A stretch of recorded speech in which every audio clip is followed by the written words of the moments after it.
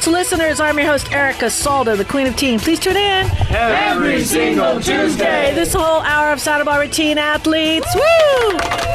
And we're talking all athletes. Morning, everybody. This is Erica Salda, the Queen of Teen. Thank you all for joining us on FM 96.9 or AM 1290 and our newest partnership, Eternity Ready Radio. Good morning, Jeremiah Ferris. I love his piece that he does to promote us. Teen Sports Radio hosts teens and community members and engages in dialogue on sometimes difficult topics such as teen suicide and other challenges. Not good. Yeah. I'm going to steal that, Jeremiah. Thank you. We're copying that, copy and paste, I say. When somebody says, oh, that's what we do.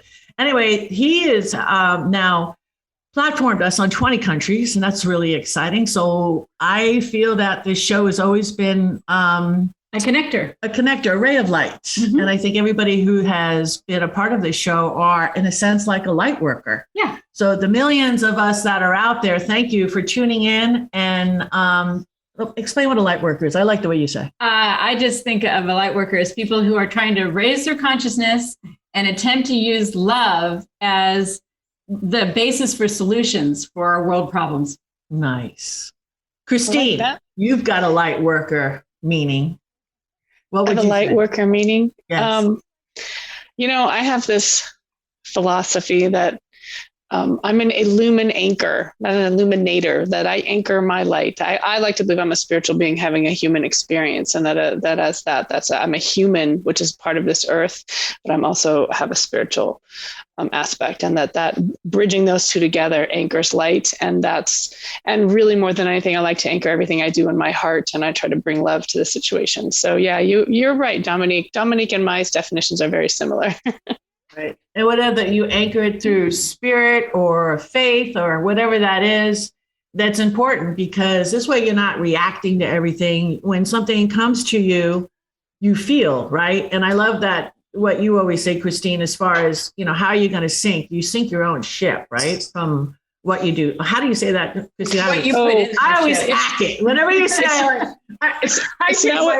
It's not what happens around the boat that makes it sink. It's what gets into the boat that makes it sink. And that's a quote someone else gave to me on a piece of paper with a boat when I was having a difficult time at Did they draw a picture of a boat and it going down and down? Because I always use the boat when you're sinking. When we play cards, when we play cards and you want me to sink. That's what you do. I have a rocket launcher, when I'm trying to sink your battleship. You know what I'm saying? Okay.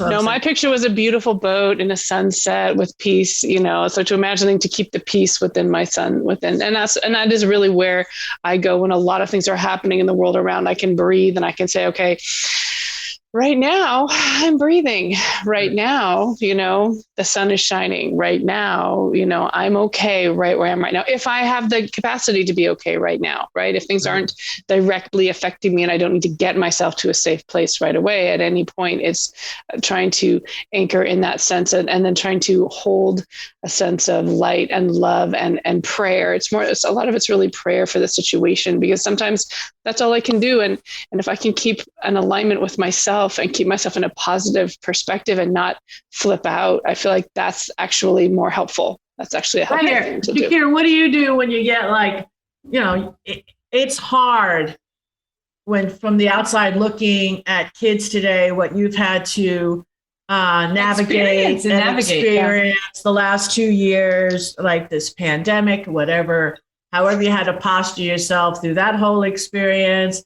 It actually, didn't get you, I don't think, all the games that you had to miss.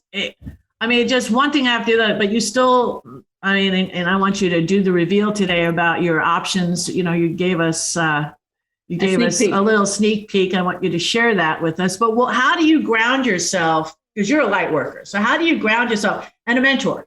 And you've always mentioned this to us, that you have these freshmen and sophomores following you around, because that's how I would have to wear sunglasses around you. I'd have to be your, that's going to be an entourage right there. So what do you do? I just look to make just the most of everything. I just stay positive, just keep going forward, ups and downs and everything, but I just keep going. make the most of everything. Simple as that. As simple as I can put it, really. Do you think when something is so exciting, like, for example, you go to tell us all these great schools that you have been accepted, the high highs, you actually always have to maintain that level of balance, because you don't want to over celebrate and then all of a sudden get yourself in a situation and you get stupid, I can't get too up there because exactly, because I still got to finish the school year strong, or else I can just take it all away. So exactly. Well, it's hard, right? Mm-hmm. You have all these ways that you could get yourself off the track. So Mm-hmm. do you think that's harder than if you're holding something that's really dragging you down to get back up? Is that easier for you to bounce back up after something is, like you fouled out of the game? What are you going to do next game? You know what I'm saying? Which is harder between those two? It's probably harder to, I'd say, bounce back up, because I feel like I'm pretty level when it comes to getting hype and everything, especially with games too. I never got too high on the good stuff that happened in the games. I always stayed level and consistent. So I feel like overreacting and messing up after getting all the scholarships and whatnot, I feel like that's not something that would affect me as much as being pulled down. That's a little harder to get back up. And then once I'm back up, I stay consistent, I think. Nice. That's right. I think I did. Okay, so tell us where you got accepted. I can't stand it. All right. So I've gotten into Lehigh, Hampton, Howard, USC, and I've gotten a full academic scholarship from Drexel University. Wow. So Congratulations. Drexel, sorry, I should probably know, but their mascot is a what? Ooh. Google it. Drexler, Cougar. Sorry, my mic isn't working. My mic isn't working. Hold up, it's cutting out. Hold up, wait 1 second. Good cover. 1 second. Hold up. Mario the Magnificent. Looks like a dragon, I'm thinking. Oh yeah, I said dragon. Did I already say dragon? I heard dragon, and we're gonna have to fix that. Don't worry about it. We'll fix it. Yeah, I think you replay the footage, you'll hear me say dragon. Yeah, we've got Right. it. Hey, you just found out. Come on now. We have all these choices: Trojan, dragon. We don't know where we want to go. That's awesome. All right, so you have an update for us. We have in the house, drum roll, Drexler Dragon, Shakir Ahmad. Hello, I'm here with the Royal Recap. I'm Shaq in the air. And finally, back after my hiatus, I got some updates from San Marcos Sports. Starting with hockey, they won the LAKHSHL championship a couple weeks ago. And this season, they've had 21 consecutive wins, the most in franchise history. And they ended up finishing second in the state tournament. Baseball, they are 7-1 in the league at the moment. Softball is 5-2. Girls lacrosse, they just started league. They're 1-0. And they had a strong season already leading up to that. Boys lacrosse, not as strong as a start. 0-1 in league right now, but I'm hoping they pick it up soon. Boys volleyball, they're 4-1 in league. Girls beach volleyball, they're undefeated in league, as well as boys tennis, swimming, and track. All are undefeated in league. Boys golf had the beginning of their league, and they won, but they had to forfeit because they filled out the scorecard incorrectly, apparently. So that's unfortunate. Oh, no. And going into our roundtable athletes of the week, we had Jessica Norman this week from Dive, and Ellie Munson last week, who we've talked about before from girls basketball. She's got it from lacrosse last week. And finishing off with our McDonald's athletes of the week, I'm gonna catch up from the last previous ones I didn't get to mention yet. So we've had Owen Estabrook from baseball, Shams Jahangir Rashad from boys golf, Masato Pereira from boys tennis, Ellie Hines from hockey, and then we have Mackenzie Favre from track last week, and this week we've had Jacob Snellgress from track as well. So that was a lot. Names are difficult to say, but I think I did my best. Thank you so much. Outstanding. Outstanding, of course. You just nail it every single week that you're with us. And we so appreciate you. And I am asking you to please don't leave us when you're at Drexler. We're gonna have dragons around you. Always make my special guest appearance from time to time. That's it. I like it. Yeah. Super. I so appreciate you. All right. Don Sanders had popped in. We're going to have other guests join us shortly. Let's take a little break. This is Erica Salter, the Queen of Teen. We'll be back with a lot more after these messages.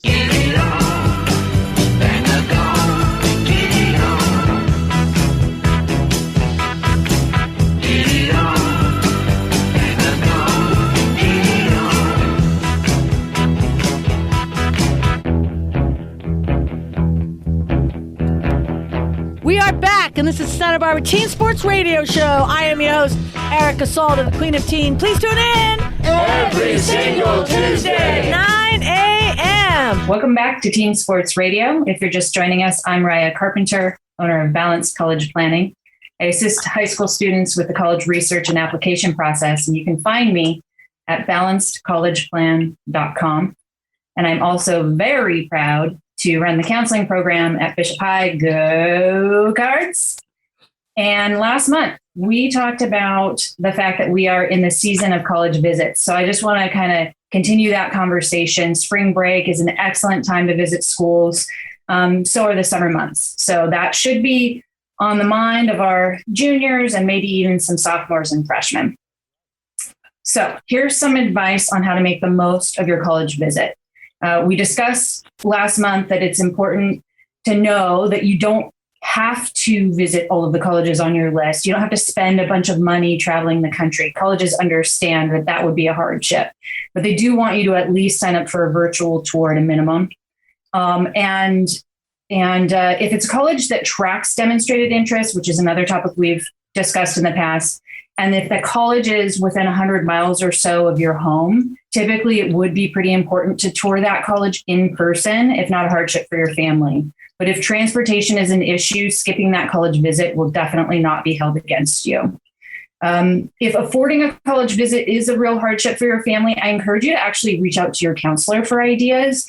For example, the Scholarship Foundation of Santa Barbara in my hometown here, they offer a travel fund to qualifying female students. So you can actually apply for a scholarship that will help you afford to go get on an airplane and visit some dream schools.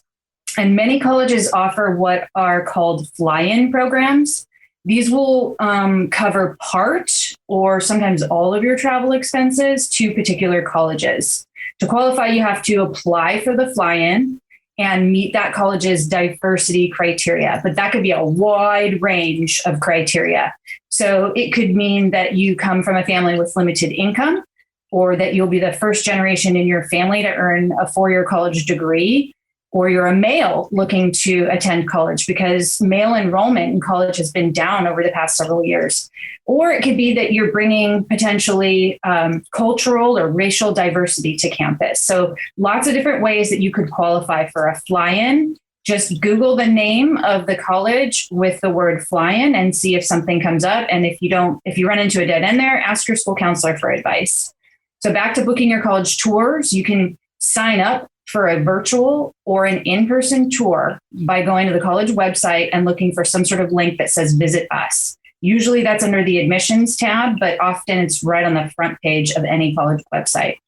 I like to visit colleges when students are in session because it's a great way to get a feeling for the culture and the vibe of the student body. If nobody's on campus when you tour, it could give you a false sense that the school is really sleepy or boring. So if you can, try and make it out there when the college is actually in session.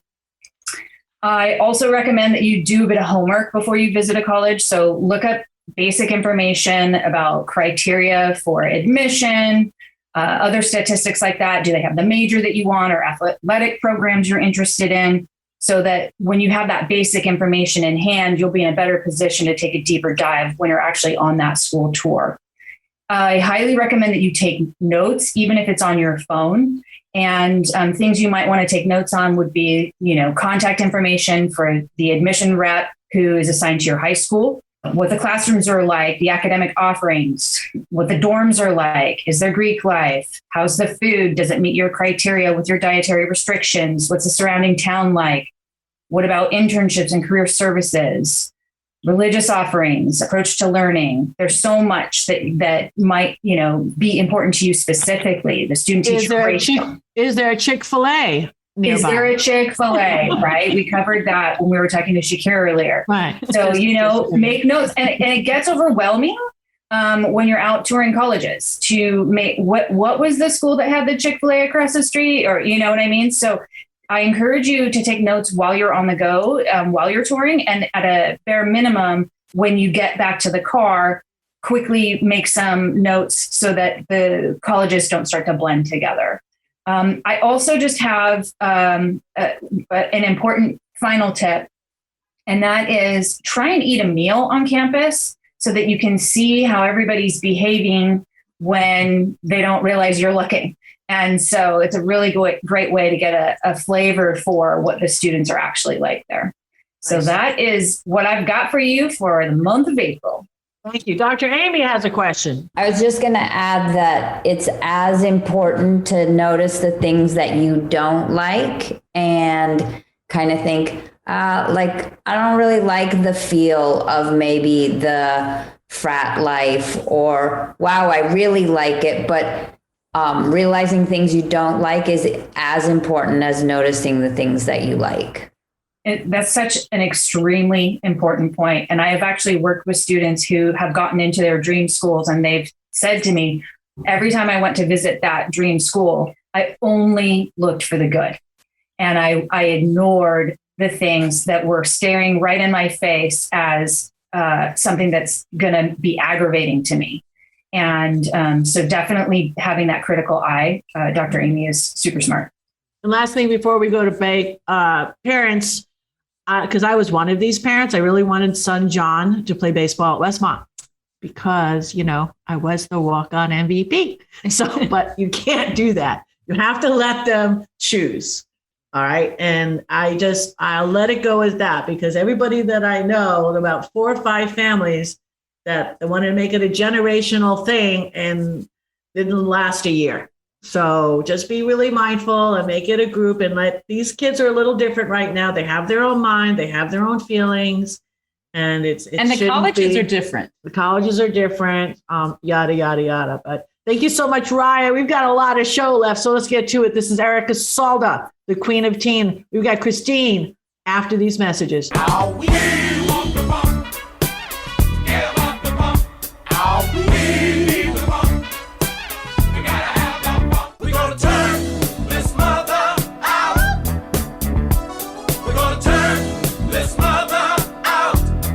We are back, and this is Santa Barbara Teen Sports Radio Show. I am your host, Erica Salda, the Queen of Teen. Please tune in every single Tuesday, 9 a.m. Welcome back to Teen Sports Radio. This is Christine Marie with a view from the deck. You can reach me actually at Paradise Found in Santa Barbara. It's a bookstore. They have a website, Paradise Found SB. And you can also give me a call if you'd like, 805-350-2705. If you want to do some transformational tarot, which is my view from the deck. And what I'd like to talk about today is commitment number 11 from the 15 Commitments of Conscious Leadership by Jim Detmer, Diana Chapman, and Kaylee Warner-Klemp. And this commitment is sourcing approval, control, and security. And the sentence above the line is, I commit to being the source of my approval, control, and security. Versus living from the belief that my approval, control, and security come from the outside, from other people, circumstances, or conditions. And this is actually what we were just talking about. So it's such a beautiful segue. It's this sense that what if we already had, like when we get upset about things, it's more because we want something, or there's something happening that we don't, or we think that we need from what somebody else is doing. If only that person would do that, then I would be happy. If only I had this job, then I would be secure. If only I had this, then I would be, you can count the numbers of things. And so it's this understanding that what if we are actually aligned with, I'm feeling secure, I'm feeling loved, I'm feeling content in this moment. So everything else, that's cake. That's the cake. I think of that as the cake of life, right?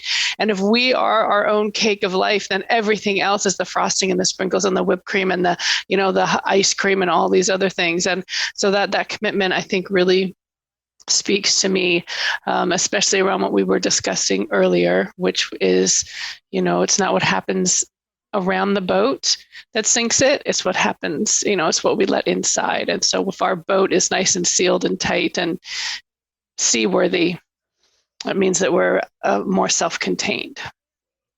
Love it. Love it. Well, this is Dominique Hackett with Sonora Wellness Center and also Philosophical Books for the Blind. I help teach Braille. And I love to talk about hygge moments. And my hygge moment for today dovetails right into what you were talking about, sourcing from inside. And a part of sourcing from inside, our sense of security, our sense of comfort, our sense of just being happy and having a sense of wellness, that is supported when we live a more natural life. And what I like to focus on, I'll probably talk about it a couple of times, but when you look out where you're seated right now, listening to our radio show, and you look out in the room that you're in, or maybe you're outside, and you look and see, how many electronics are you surrounded by? Can any of those electronics maybe get given away if they're not really being used? And try to create a more natural life in your environment. So maybe when you're drinking your water, make sure that the container that you're drinking out of is recyclable. It's a stainless steel container, or maybe a glass container. That helps you have a more natural life. And in particular for teens, wherever you're creating your study space, we talk a lot about nature, bringing in nature. So maybe, so the season we're in is spring. Maybe bring in a couple of cut flowers. And so you have some nice smells around you while you're doing your work. Maybe have some nice stones or maybe some seashells that make you feel good and make you feel happy. But this idea of having, trying to live a more natural life from the inside out is going to give you a sense of comfort and coziness that will improve your studies and improve your wellness. Don, I know he's licking his lips. He's just ready to just round this out. Yeah, this is Don Sanders.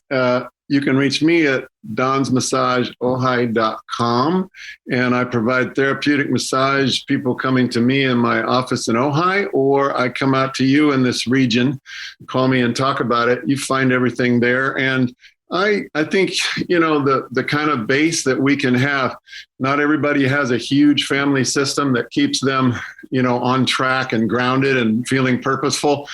So if you don't have, an external system that helps you keep regulated and grounded, then you need to cultivate. That's one thing I sometimes work with people through dialogue while they're on the table. We can help construct them a fabric of a support system that'll help keep them where they want to be on a consistent basis, So whether it's, I think a spiritual practice is really, really important, something that grounds you, your ground wire. And in the morning to get your intention set for the day, in the evening for expressing gratitude. We live in a really individualistic culture where a lot of times we're taught to just think about what we need to do and just ourselves. But if I'm just having coffee with a young man today who, comes from a culture and created a culture here in Ohio of taiko drumming. And, you're looked out, you're part of a community, and there's a way to expect to be in that community, like little basic things, like if you're not early, you're late, like on time means 15 minutes early. To be considerate of what other people's needs are, so how we integrate into the big picture. And so there's always a big picture, and we think this individualistic way, we could go anywhere, do anything and we're not tied to place, but I'm going to make a case for we should be tied to place. We really should connect with our community. We really should learn how we can support people that are in our lives. And I think everybody's in our lives for a reason. They're not there by happenstance. You know, we're very interconnected, all of us. And so all the things we can do to support and lift up that community, being part of something bigger than yourself will get you to where you want to go a lot quicker and a lot better. I'd like to see everybody today. I did this morning. I reached out to a half a dozen people that I knew just through the network that Santa Barbara is. It is always Santa Barbara is a small town. And when you hear of something about the struggles that somebody's going through medically, it doesn't matter if you haven't spoke to them in 2 years. Pick up the phone and tell them that they are in your thoughts and your prayers. And I did that to 3 or 4 people today.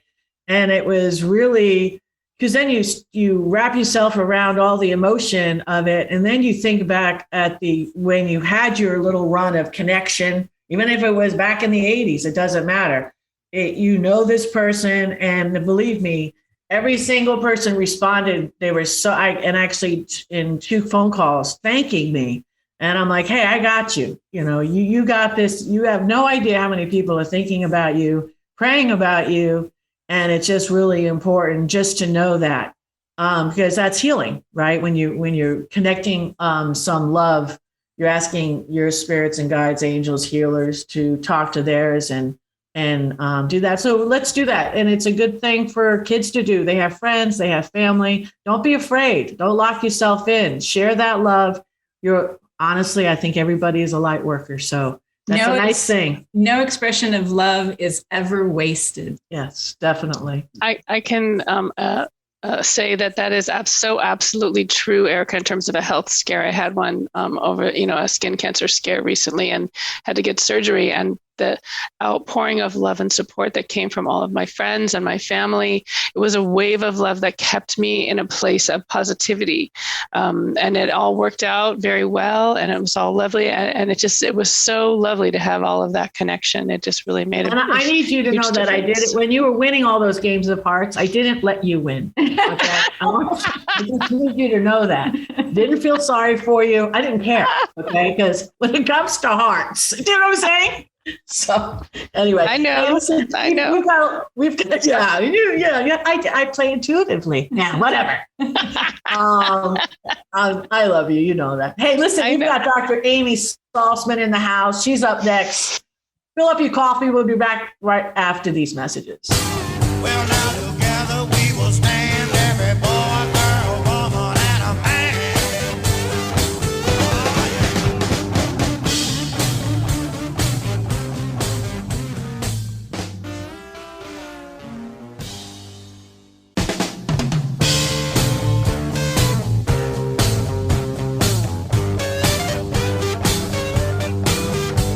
Together we'll stand, divided we'll fall. Come on now, people, let's get on the ball and work together. Come on, let's work together. Now, people, because together we will stand, every boy, every girl, and a man. We are back, and this is Santa Barbara Teen Sports Radio Show. I am your host, Erica Salter, the Queen of Teen. Please tune in Every single Tuesday. 9 a.m. Hi, this is Dr. Amy Saltzman with stillquietplace.com and spotaspider.com. And feel free to reach out. I want to talk about something that I'm still tussling with. So it's not all worked out. I'd love people's thoughts and comments. I'm looking at this idea of fierce forgiveness. So I think often when forgiveness is taught, it's taught as a very internal thing. We accept, we forgive, and then it kind of stops there. And I can't remember if we've done my peace practice here or not, but the C in peace is for courage, clarity, compassion, and comedy. And I think often there's an external piece to forgiveness that gets short circuited. And it may mean that you need to have a difficult conversation. It may mean that you need to set a boundary. It may actually mean that you need to hold someone accountable, either individually or societally, or even legally. And I think that I want to quote the gymnast Rachel Denhollander, who was one of the gymnasts who was abused by Larry Nassar. And she said, "I do forgive Larry Nassar. However, I also believe in seeking justice and in speaking out." And so what I'm looking at for myself is this balance of forgiving, one, because it's healthy for us not to carry the weight of resentment around. There's a saying, if you hold on to the coal of anger, you'll burn yourself. And two, really balancing that with what are the healthy external actions to hold people accountable, to address things in the outside world that may need to be cleaned up or taken care of. So I'd love to hear other people's thoughts or questions, because I'm still working this out, but I think there's an internal and an external component of forgiveness. This is so important for teens to understand the complexity of it. Dawn. Could you say those 4 points of your 4 focal points again? You had, I believe it was courage, clarity, comedy, and one other. And compassion. Okay. So, and they all fit under the category of choice. So the peace practice is pause, exhale, which just means take a breath, accept, acknowledge, accept, allow. I think most forgiveness practices hold those parts, but then the rest of peace is choice, which includes courage, clarity, compassion, and comedy. And then engage. How are we going to engage? When are we going to engage? Do we want to engage? But I think those pieces need to be built into any forgiveness practice. And it's important for teens to know that sometimes we feel disempowered by events that have happened in our life that maybe we can't have an effect on the world.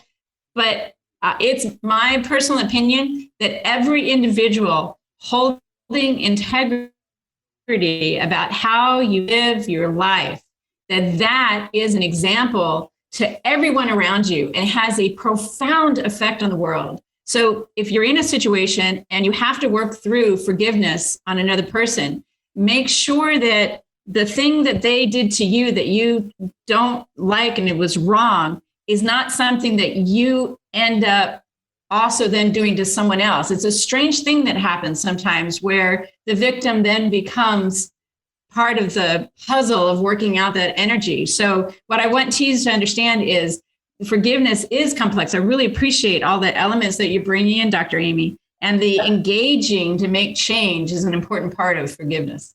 Dr. And Amy. I want to say, I don't think anyone should rush the process or let someone else rush the process for them, because I think then it gets into like spiritual bypassing. I think you need to have your feelings, take your time, move through your grief, your rage, your upset before you even consider it. And you need to be really gentle with yourself in the process. And a way to do that, to use your word, to say, you can simply say, this is my truth right now. I realize that as I'm in process, that this is my truth right now. Respect my space because I'm respecting my process. It's a lot for kids to learn. And when I learned from Dr. Amy that their brain isn't even yet fully developed, I don't know how I survived, actually. It's really important that we cut slack for the teens and the kids around us as they're growing and learning, and be there as supportive people. Yeah, just hold space for the experiences that they're going through and not offer, unless asked. But I found very early that I was not the right messenger to my 2 boys. So I surrounded them with a lot of people, even though we all believe the same thing and they all got credit for something. that I've said from day one. Ego, because that's what I had to learn. Drop the ego. Okay. Ego. You had to drop it. Okay. Had to drop it. But we have Alex Ramirez in the house. Alex, we've got like 30 seconds because then you're doing your section with Richard. So good morning. And do you have anything to add to this?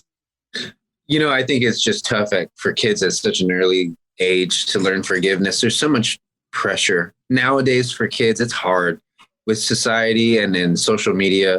The pressure of being a certain way, looking a certain way, and knowing how to forgive and having the emotional intelligence to do all that. That's a lot of pressure. That's hard. That's hard to, think about forgiveness. I didn't know how to do that when I was that young. I was angry. I was angry. Get out, punch him. So if anyone wants to learn the foundational skills that come before forgiveness, I can help you with that. Oh, there you go. And then if you want to burn off some calories, Alex can help you with that too. And we've got more with Alex and Richard Ellsworth after these messages.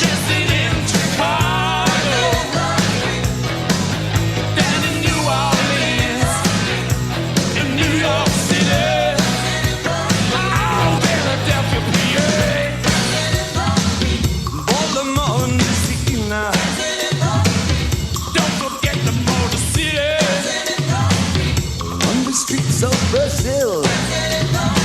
Back in the USSR.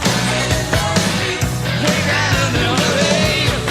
Every day, dancing in the street. Crossing China too. Me and you, dancing in the street.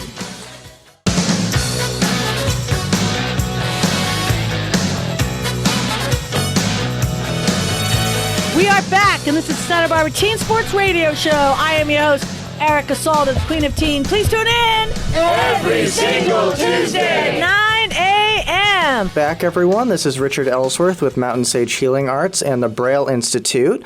And I just want to continue talking about what Dominique was talking about earlier with this idea of natural living. And when we talk about natural living, we're sort of thinking about having a healthy routine that we're practicing throughout our day. And when we think about having a healthy routine, we want to think about the things that are the most important to us and the areas in health that we can improve on, and then how we can incorporate that so that it doesn't seem like a giant step into something that's really difficult. So when I think of my personal routine, my routine is built around food because I kind of prize nutrition as being one of the hallmarks of a natural living sort of lifestyle. So what I'm doing is I wake up in the morning, I start off with a glass of water with lemon juice in it, maybe a cup of tea if I'm noticing a little anxiety. So there's a lot of checking in with myself, right, and figuring out what's going on with me right now. How is my body feeling? Where is it deficient? Where do I want it to be feeling better? And then I try and correct that and build that into my routine.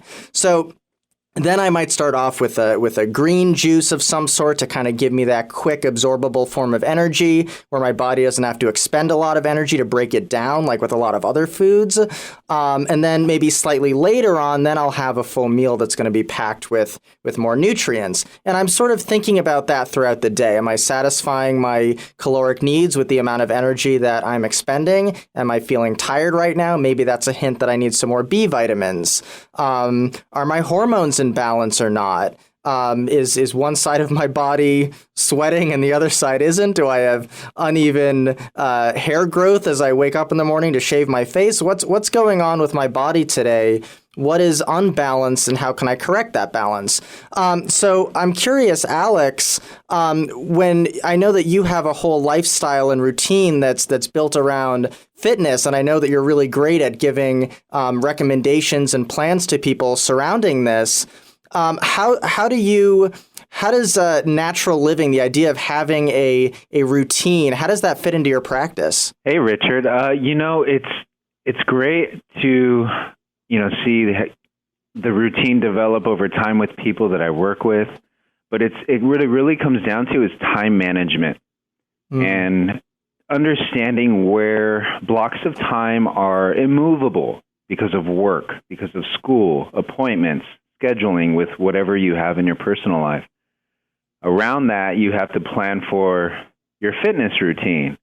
And around that, you have to plan for your meals. So for me, my planning starts a week ahead. I plan for the week over the weekend by meal prepping.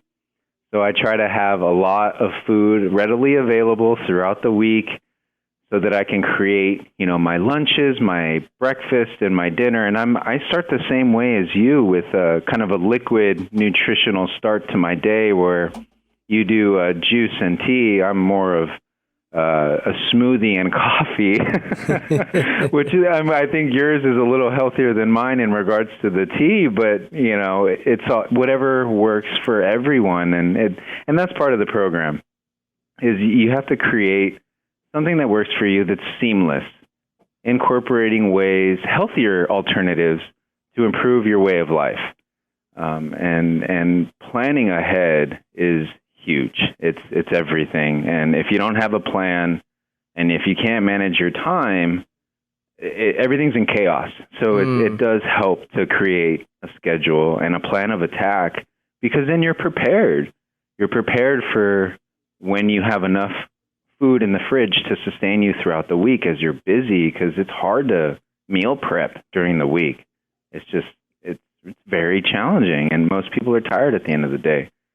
So having a plan is huge, and we've talked about our plan for you, which is pretty cool, and coming up with a plan that works well with your life and what you're doing, and of course your goals, and checking in with people and seeing what works and what doesn't is huge because it's ever evolving.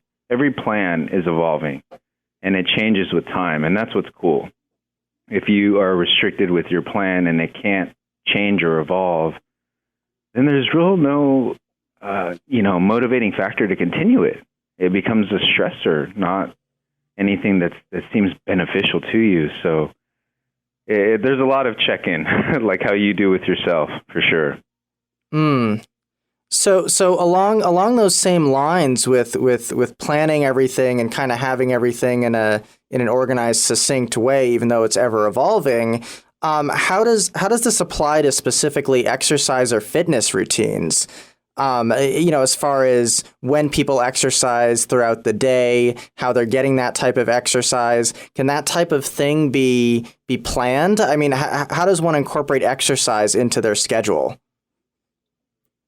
And so, yeah, that's a great question. And so again, it becomes into time management and blocking out time periods for yourself. So based on your work schedule, your maybe if you're in school, your student schedule, study schedule, where do you have free blocks of time in between those immovable blocks of time? And that's where you decide, okay, what am I going to do with an hour in between class? Can I pump out a 30-minute workout, maybe a 30-minute walk? Any kind of movement is good. I think it's important to move and exercise every day. I do think that resistance training should be a part of people's routine. Whatever form of resistance training that may be, it's up to them to figure that out. For me, it works out well. I love training with weights. I have a schedule every day. Today I'm training at 4:15, and it's going to happen. I don't let myself deviate. Tomorrow morning I'm training at 6 a.m. I don't let myself deviate. No excuses. But it's planned. And so now after that, I have freedom. Thursday evening, I can do what I want.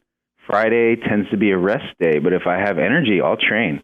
Saturday morning can be a rest day, depends on my energy. And Sunday, I'm definitely training, hiking, walking, bike riding, doing something.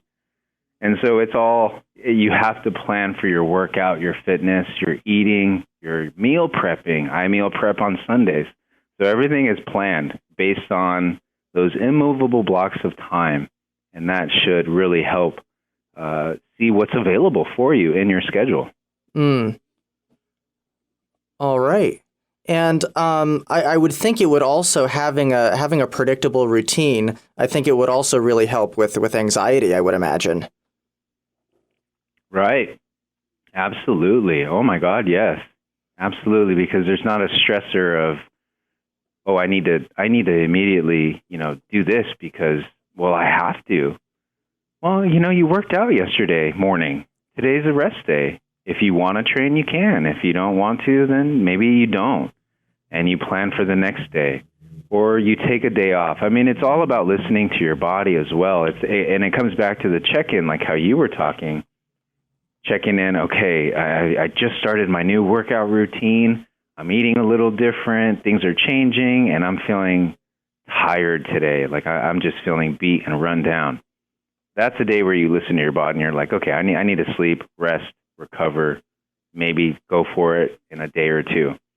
And so I think having that relationship where you're with yourself, where it's okay to take a break and to not stress out about being 100%, eating healthy all the time and working out every day of your life. I mean, you're going to burn out. You're going to burn the candle at both ends. So I highly recommend people, creating the routine, listening to your body, following your intuition, and going with the flow. And the less stress, the better, because we already have too much stress in life, and health and fitness should not be stressful. It should be enjoyable for everyone.